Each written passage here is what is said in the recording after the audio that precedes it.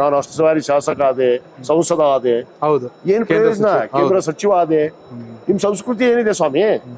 ಇವತ್ತು ಹೇಳ್ತೀರಿ ನಾವು 2A ಮೀಸಲಾತಿ ಕೇಳೇ ಇಲ್ಲ. ಕಾಂಗ್ರೆಸ್ನವ್ರು ಕೇಳಿದ್ರು, ಅವ್ನು ಮಾಜಿ ಶಾಸಕ ಕೇಳಿದ, ಇವತ್ತು ಹಾಲಿ ಅದಾನ ಅಂತ ಹೇಳ್ತಾನೆ. ನನಗೆ ಒಂಟಕ್ಷರಲಿ ಆಕೆ ಲಕ್ಷ್ಮಿ ಕೇಳಿದ್ಲು ಅಂತ ಹೇಳ್ತಾನೆ. ಇವ್ರು ಸೌಜನ್ಯತೆನ ಇವ್ನು ಮಾತಾಡೋದು? ಇವ್ ಸಮುದಾಯದವ್ರ ಮೇಲೆ ಅನ್ನ ಬಸವಣ್ಣವ್ರ ಬಗ್ಗೆ ಮಾತಾಡ್ತಾನೆ, ಹೊಳೆ ಯಾರಿದ್ರು ಅಂತೇಳಿ. ಇವ್ನು ಧರ್ಮದ ಪಾಲನೆ ಇದೆಯಾ?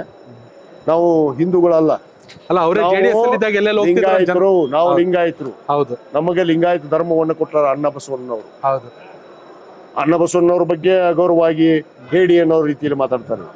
ಇವ್ರಿಗೆ ಯಾರ ಬಗ್ಗೆ ಗೌರವ ಇಲ್ಲ. ಹೌದು ಇವತ್ತು ಈ ಡಬಲ್ ಸ್ಟ್ಯಾಂಡರ್ಡ್ ಅನ್ನ ನಾವು ಒಪ್ಕೊಳ್ಳೋದಿಲ್ಲ.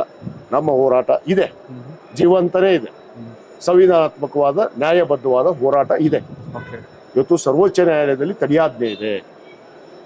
ಆ ತಡೆಯಾಜ್ಞೆ ತೆಗೆದ್ಬಿಟ್ಟು ನೀವು ಇದನ್ನ ಶಾಸಕರಾಗಿ ಅಲ್ಲ ರಾಷ್ಟ್ರೀಯ ಅಧ್ಯಕ್ಷರಾಗಿ ರಾಷ್ಟ್ರೀಯ ಅಧ್ಯಕ್ಷನಾಗಿ ಹೇಳ್ತಾ ಇದ್ದೀನಿ. Okay done.